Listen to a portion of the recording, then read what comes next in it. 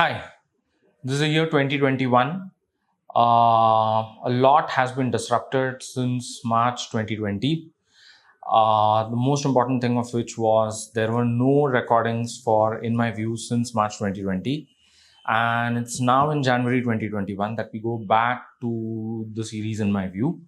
The very first topic that one has selected for discussing as far as this new series is concerned, the new edition of the series is concerned, is related to vaccination as it is happening in India as well as is happening in so many countries all across the world. Vaccination in connection with COVID-19, the reason because of which this massive disruption took place. To place things in context, COVID-19 is related to the severe acute respiratory syndrome, problem which has been with us since 2002. So it's something that has been around for almost the last 2 decades. Various variants and mutants of the same have happened all across time in the last 2 decades. And then in December 2019, the Chinese notify the world about this new strain, which is called as SARS-CoV-2, which has been detected in the city of Wuhan in China, and which in no time becomes a pandemic, thanks to the movement of people all across the world, Chinese tourists, all sections of society who are responsible for moving all across the place are what become vectors as far as this virus is concerned. The WHO swings into action as is usual and as is its wont for quite some period of time, with a very elaborate advisory in terms of how should this one be fought against. And lo and behold, the same old problems that we have been living with for almost the last 1,000 years. So you have something that happens in eastern China, you have something that happens in southern China, it rapidly spreads all across the world. And the same old ways of tackling it, quarantining, staying away from people, waiting for it to infect a number of people whereby herd immunity could be generated, waiting for it to sort of pass on. So something that has been happening for the last 1,000 years is also something that happened with this one. January 2021 is when the Chinese unveiled the genome as far as SARS-CoV-19 is concerned. And the world got to realize as to what sort of sinister virus this is from the family of what are called as the coronaviruses. 23 families of viruses that afflict humankind all across the world, one of which is the coronaviruses, a category of viruses which has been studied in detail, in quite some detail, in terms of trying to develop efficient, effective vaccines which would tackle them for the last almost 2 decades. And so what you have is the Pfizer vaccine, which first receives authorization from the WHO in the month of December 2020. And then you have vaccines which are approved by governments all across the world for what is called as emergency use authorization. In India, you have 2 vaccines which are presently in circulation. So one is the vaccine developed by the pharmaceutical firm AstraZeneca, which is a Swedish, Anglo-Swedish pharmaceutical firm, in collaboration with the Oxford University. So the technology for the same has been developed by the Oxford University, and which would be mass manufactured by Serum Institute of India. And if possibly at the end of the day, if one looks at this entire transaction, it seems that India would be the largest producer as far as COVID-19 vaccines are concerned, and possibly on account of its huge population would also be the largest consumer of these vaccines.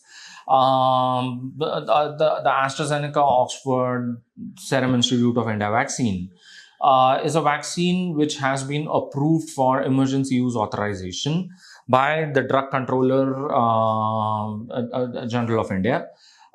in January 2021. So in early January, the 3rd, 4th of January 2021 is when its use has been authorized. The government of India's plan is to go about inoculating close to 300 million people by the time summer draws to a close in India, and thereby set the ball rolling as far as a massive program of vaccination all across the world is concerned. As of now, close to 1 million people have been inoculated. There have been close to some 400, 500 odd cases of adverse effects after vaccination, which have been detected. 4 deaths have been recorded, 2 from Karnataka, 1 from Telangana, and 1 from Uttar Pradesh. Though in all the 4 cases, the government is quite categorical that this is not because of the vaccine, but because of prevalent problems that the individuals who were vaccinated had. Close to 30% of the intended population that was supposed to be the beneficiary in this first round of vaccination has stayed away from vaccination. And almost 41% of people who need to be vaccinated in the first round are highly skeptical about getting vaccinated soon. The CoWIN portal notifies people in terms of the dates on which they're supposed to be vaccinated and whose turn it is.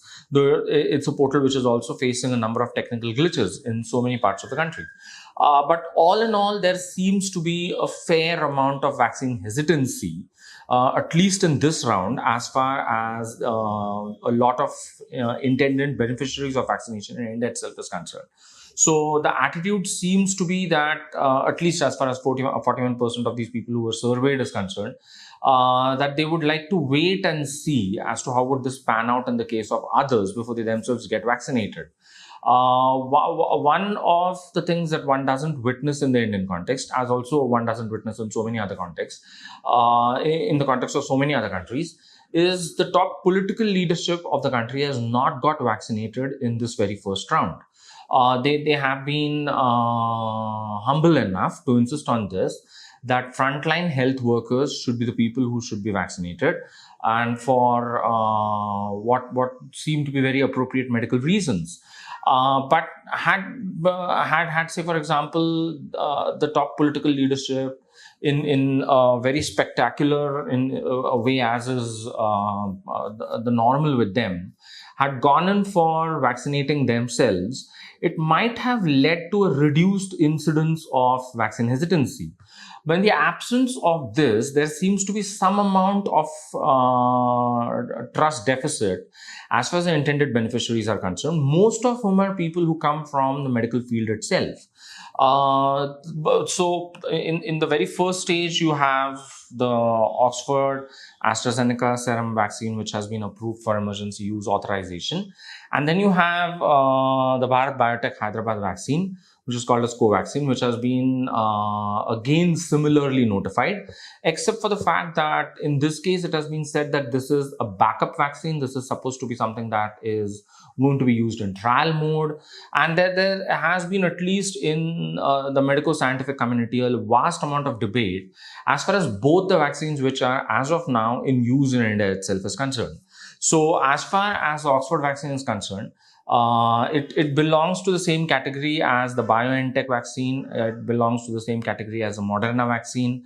It belongs to the same category as the Sinovac vaccine, the Sinopharm vaccine. The vaccines which have been developed in South Korea, in Japan, are concerned. It's what is called as mRNA vaccine. Which in this case is a recombinant weakened chimpanzee adenovirus vector, which has been smartly engineered in such a manner that the cells of the inoculated person carry the memory of the virus and are able to fight it for a longer period of time. The Bharat Biotech vaccine is a vaccine of an older variety, as compared to, say, for example, all the others, in the sense that this is a weakened strain of the COVID-19 virus itself. And it's well, that's not the way by which most modern vaccines, most ultra modern vaccines are now made, are now sort of innovated and worked upon. So in most of the cases, the effort is of a different variety altogether. They become more complex, and at the same time they also become more effective. As far as the Bharat Biotech Vaccine is concerned, the controversy regarding it being created in some ways at the government itself, insofar that it seemed that this was some sort of second thinking that had gone into place, that in addition to the serum vaccine, there needs to be something else. The problem with the Biotech vaccine being this, that phase 3 trials, as far as this vaccine are concerned, are as of now going on. So there isn't data which is available as far as phase 3 trial itself is concerned, which would underscore whether it is efficacious or not. Data concerning phase 1 and phase 2 trials itself is yet being scrutinized as far as the medico-scientific field is concerned. And there is quite a lot of issues regarding a vaccine which has yet not finished its phase 3 trials and yet has been authorized, yet has received authorization for use as far as mass purpose is concerned. As far as the serum vaccine itself is concerned, well, phase 1 and phase 2 trial reports and data is not in the public domain. Phase 3 trials have been conducted in South Africa and Brazil, in Britain. But a similar exercise is lacking as far as India itself is concerned.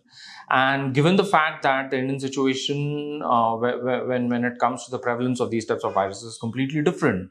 So there is some sort of skepticism as far as the scientific community is concerned, that for a vaccine, in the case of which not even a bridging phase 3 trial has been conducted in this country, can one really take it for the sort of claims that it is making?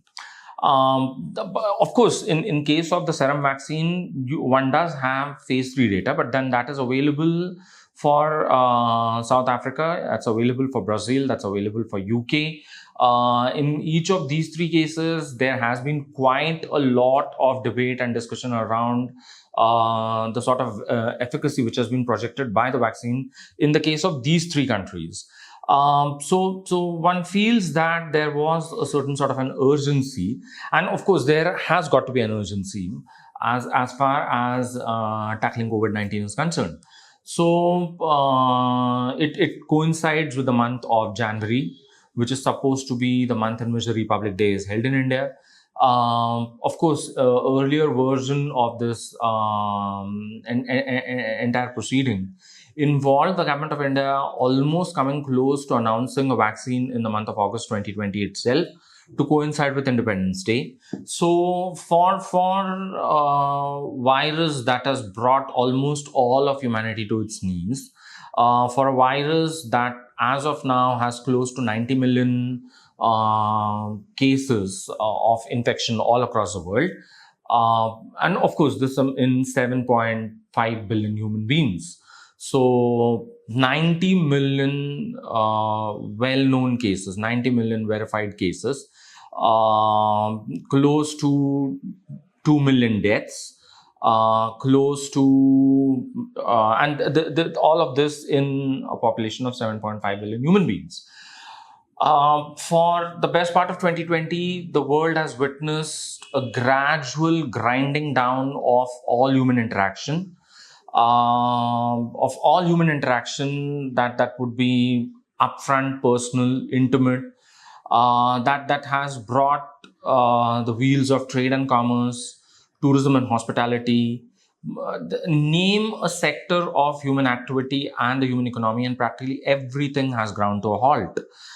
The world economy has taken a massive beating. In the Indian case itself, there is a projection that the GDP is going to take a massive hit of almost 4 to 7%. There's going to be massive escalation of the budgetary deficit to something like 7% of the GDP. So all in all, one is talking of an economic disruption on a scale which has just not been imagined in a fairly long period of time.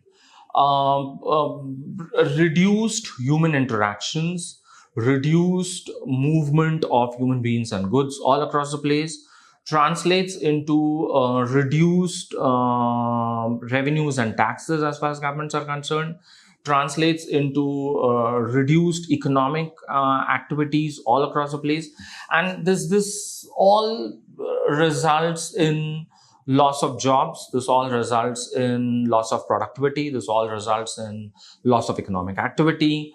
And along with it are tied up questions of happiness, well-being. And so practically every aspect of human existence gets adversely impacted.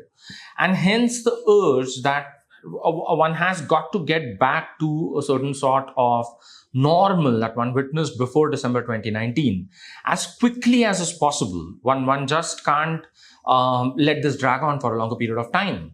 Hence the urgency to get a vaccine developed. Hence the urgency to inoculate as many number of people as is possible.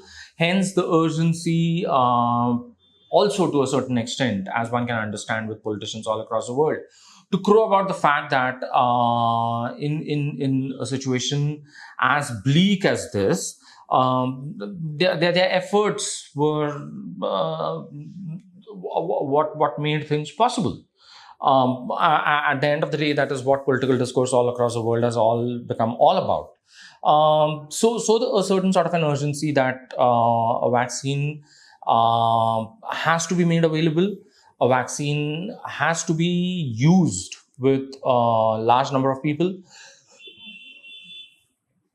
Of course, there are a number of questions and a number of issues along the way which have been raised. Just as the COVID-19 affliction revealed in as transparent a way as is possible the iniquities that have marked the workings of the global economy since 1991, the vaccination drive for the same also seems to be in some way or the other hinting in the same direction. So one witnesses certain sort of asymmetry as far as this entire effort is concerned between developing countries and developed countries, and between different sections of society within every country. So 42 countries that have been off the block as of now, 36 of which are what are called as the high income countries, and 8 of which are what are called as the low income countries. So a large portion of the world, which is formed of low income countries, is just not within the purview of vaccination as of now. So 36 high income, 8 middle income, and practically nobody from the lower income countries is the way in which vaccination is happening as of now. Then there's an unseemly but very public sort of debate. So if one looks at the top 5 vaccinating countries as of now, which have been covering a large section of their population with amazing speed.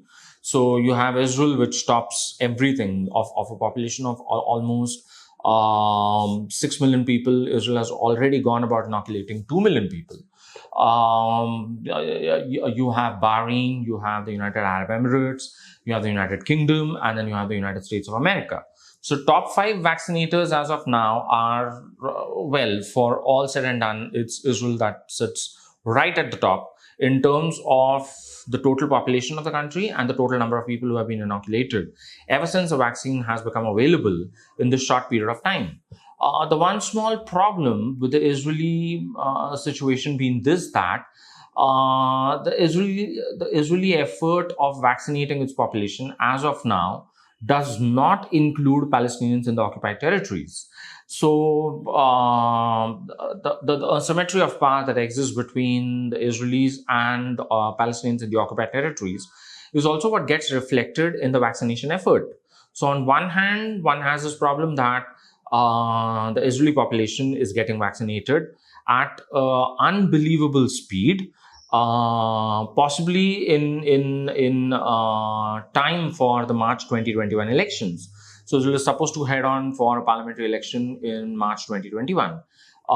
This is the fourth election in the last 2 years, and a beleaguered prime minister who has faced extremely vociferous and at most of the times a very vehement sort of opposition from civil society and from common people over his handling of the entire COVID crisis is possibly trying to make some amends as far as the situation is concerned by seeing to it that possibly the entire population gets inoculated by March 2021 before the very first vote is cast. Then you have the UAE and Bahrain, the United Kingdom countries that can afford to corner a major proportion of vaccines which are available all across the world. So there is a certain amount of hoarding of vaccines which is going on. And that's exactly what makes the job of the lower income countries, the more poorer countries and societies, all the more difficult in sense of the fact that it becomes difficult for them to just access available vaccines as of now. Then at the other end of the world is the problem that is happening in Brazil, especially in the state of Manaus, where you have some extremely gruesome videos from hospitals of people gasping for breath and people short of oxygen, almost dying in real time in front of you.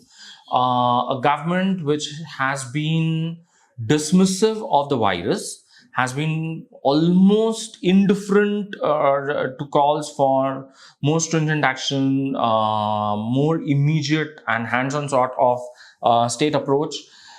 But nevertheless, also aware of the fact that in early 2022, the Brazilian Congress and the presidency would head off for an election. So you don't have much time left as far as the movement of the electoral calendar is concerned. And so a certain sort of an urgency which has kicked off in January 2021 that we have got to access the vaccines.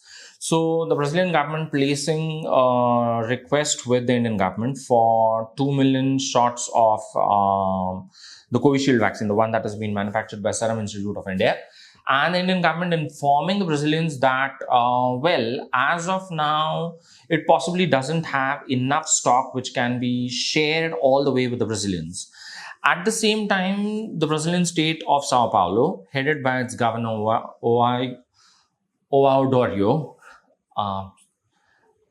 Portuguese names. So, Governor Dorio has started an effort of vaccinating people in Sao Paulo with a vaccine which has been sourced from China. So on one hand is a vaccine that is coming from China. On the other hand is a vaccine which has been requested from India. The Brazilian government having problems with the Chinese government. So for the best part of his term in office, Jair Bolsonaro did everything possible to rub the Chinese the wrong way. Did everything possible to be as vehement in his opposition to the Chinese as is possible, though China happens to be Brazil's largest trading partner. And now you have the governor of the state of Sao Paulo, or Dorio, or is supposed to be a candidate in the 2022 presidential elections, who would be challenging President Jair Bolsonaro. So in that sort of situation, all manner of politics getting packed up in this situation.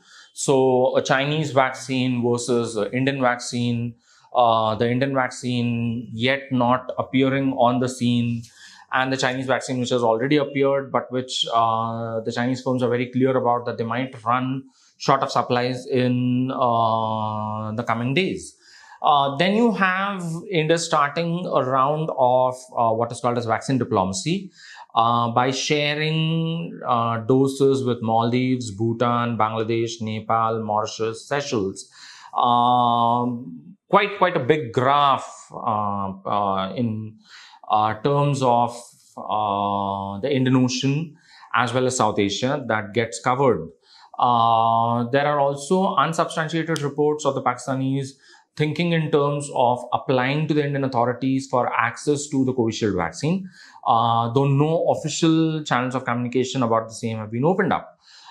India is also sharing doses with Myanmar. So it's also Myanmar with which it is sharing doses. Vaccine diplomacy in full blow. One of the reasons being India is a manufacturer. India happens to be housing the manufacturing facilities of the Covishield vaccine, whereas the Sinovac vaccine has been applied for approval with the WHO. So Sinovac, as of now, is not something that has been approved by the WHO. On the other hand, the Covishield vaccine has been approved by the government of India, by the government of the UK, by the government of Brazil, by the government of South Africa, by so many governments all across the place. And Covishield gets manufactured in India. This also is a time to reflect on the fact that India is a manufacturer, a mass manufacturer of vaccines, along with so many other pharmaceutical products. But India is not a developer of the same. So this vaccine has been developed with technology which has evolved in the Oxford University. So there has been, at least till the vaccines did not appear on the scene, a lot of talk of what was called as vaccine nationalism. A lot of talk about how our country would do best as compared to your country. Of course, the first vaccine to be off the block and to be used for the general population was the Sputnik 5 vaccine, which was in Russia, and with which the Russian government started inoculating Russians in October 2020 itself. So the very first people of the block were the Russians, but then no data is available about Sputnik 5. In terms of what were the trials which were conducted, what were the results of the trials which were conducted. Sputnik 5 is supposed to be manufactured in India in collaboration with another Hyderabad-based firm. But as of now, it's something that is just there in terms of the fact that this is a vaccine which has been used on a large section of the population, but this is a vaccine which has yet not gone about revealing as to what exactly is the data with which it was decided that, well, this is good enough for mass use. So, and on the other hand is the Chinese vaccine, which the Chinese are insistent about, that safe, it's good. But again, data is lacking and it has yet to be approved by the WHO. So in the absence of the Chinese vaccine, obviously, as far as the neighborhood is concerned, the only vaccine that they can fall back on is a vaccine that is coming from India. But then this also reveals the sort of R&D setup that India has. Barely 253 people per million that are involved in research and development in India across all domains of modern technologies, as compared to something like 5,000 or 7,000 per million in the case of North American and West European countries, roughly 1,000 people in the case of the Chinese, 888 approximately people in Brazil per million who are involved in research and development. So on the basis of a very small number of people who are involved in R&D, all that can happen as far as Indians are concerned is the development of a vaccine which would be mass produced in India, but which has not been innovated in India. Though the technologies and the platforms, the genetic platforms on which this has been built, had been around since 2002. So one just doesn't know as to how should one look at the whole situation as far as the Indian scene itself is concerned. And then there is the sort of petty politicking which is taking place in India. Given the fact that SARS virus was known since 2002, and people were trying to innovate as far as vaccines regarding the same is concerned since 2002. SARS-CoV-2 doesn't take a lot of time in terms of the genome getting revealed in January 2021 and the vaccine becoming available by the end of December 2020. The genome getting revealed in January 2020 and the vaccines getting approval by December 2020. The last time we witnessed such urgency was about the mumps vaccine, which was developed in the 1960s. But then that took 4 years between the point at which innovation started and the final vaccine was delivered. And of course, no one wants to dispute the fact that there is billions of dollars at stake as far as pharma firms itself are concerned. So billions of dollars all across the world being put into the development of these vaccines, billions of dollars being made available by governments all across the world. The British government itself has put in something like 12 billion pounds in the development of vaccine as far as British pharma firms are concerned. So if one looks at the entire phenomena, the vast amount of money and the fact that it had been in innovation for that longer period of time is what made it possible for this vaccine to be delivered in this shorter period of time. And yet, the sort of clarity that one expected of public health officials in a situation like this is precisely what is lacking, on account of which there is a certain sort of a hesitancy in terms of accepting and getting oneself inoculated. And of course, then there's a petty sort of politicking that takes place in India in terms of, well, it's a BJP vaccine with no efforts being made to explain as to what exactly would the active pharmaceutical ingredients be in the case of a non-BJP vaccine. So if there's something called as a BJP vaccine which is available in India, so what should the API be as far as non-BJP vaccines are concerned? Well, Indian politicians are just not aware of that. There is the tedious matter of costing. So on one hand, there are public health experts who believe that between 50,000 to 80,000 crore rupees is what it would need for the entire population of India to be vaccinated. Though there is nothing forthcoming from the government of India as to should the entire population of India be vaccinated. Does the Indian government believe that the entire population of India needs to be inoculated? Well, there is absolutely nothing on that front. The word vaccine comes from the word vaccinia, which was the name of the cowpox virus on which Edward Jenner worked in the 18th century. The idea that weakened strain of the virus is what could be used in the case of healthy human beings to fight an infection of the virus is an idea which has been around with us for a fairly long period of time. So in the East, in China, in India, in Africa, we have always known of what is known as variolation. So this idea that someone who is not infected by smallpox, by chickenpox, by cowpox or something like that, should be inoculated with some amount of blood, some amount of tissue of someone who has been infected, is something that has been around for a fairly long period of time. Vaccines have proved to be very effective.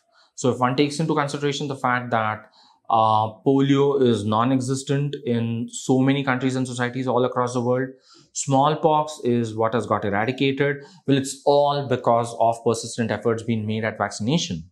And they as of now stand to be the best hope that mankind has when it comes to fighting something like COVID-19.